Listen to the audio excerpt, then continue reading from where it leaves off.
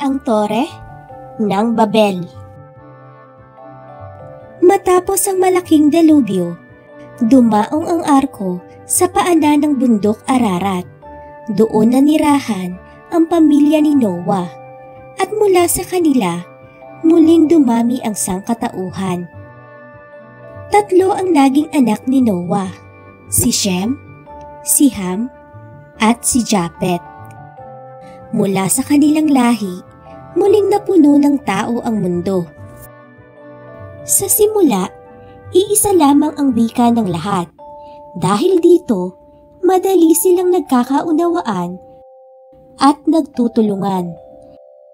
Sa kanilang paglalakbay, napadpad sila sa isang malawak at matabang kapatagan sa lupain ng Shinar. Dahil maganda ang lugar, pinili nilang doon na manirahan. Pinamunuan sila ni Nimrod, isang makapangyarihang apo ni Ham.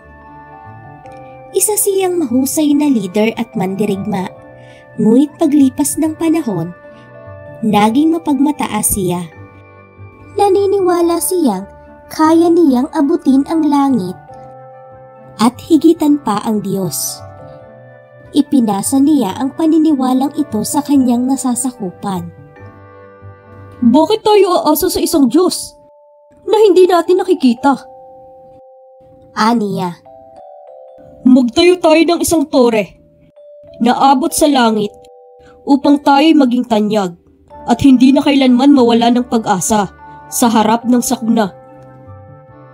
Hindi na nila inalala ang pangako ng Diyos na hindi na niya muling gugunawin ang mundo sa pamamagitan ng baha. Sa halip, pinili nilang sumandig sa sarili nilang lakas.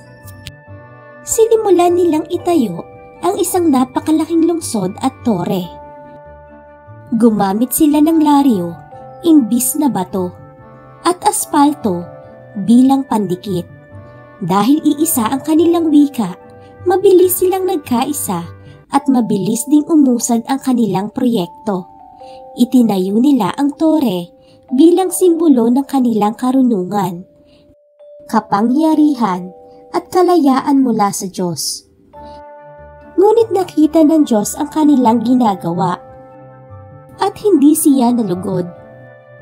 Wala nang imposible sa kanila kung magpapatuloy sila sa pagkakaisang ito para sa kasamaan. Bumaba tayo at guluhin natin ang kanilang wika upang hindi nila maunawaan ang isa't isa, sabi ng Diyos. At ganoon nga ang nangyari. Habang abala sa paggawa, isang trabahador ang sumigaw. Bigyan mo ako ng bato! Ngunit ang iniabot sa kanya ay pandikit. Nagkatinginan sila na parang banyaga sa isa't isa. Sa iba pang bahagi ng tore, nagkakagulo rin ang mga manggagawa, ang mga dating magkakaibigan at magkapamilya ay biglang hindi na nagkakaintindihan. Nang hindi na sila makapag-usap ng maayos, nahinto ang trabaho. Ang mga taong nagkakaunawaan ay nagsama-sama at umalis, lumaganap sa iba't ibang panig ng mundo. Tinawag nilang Babel ang lugar na iyon dahil doon nagkalito ang mga wika at doon nagsimula ang pagkalat ng mga tao sa iba't ibang dako ng daigdig. Hindi natuwa ang Diyos sa kailangang gawin, ngunit alam niyang kung pababayaan ang mga tao sa kanilang kapalaluan, malilimot nilang muli ang tunay na Diyos at baka kailanganin niyang muling magpadala ng isang delubyo. Thank you for watching. Please subscribe.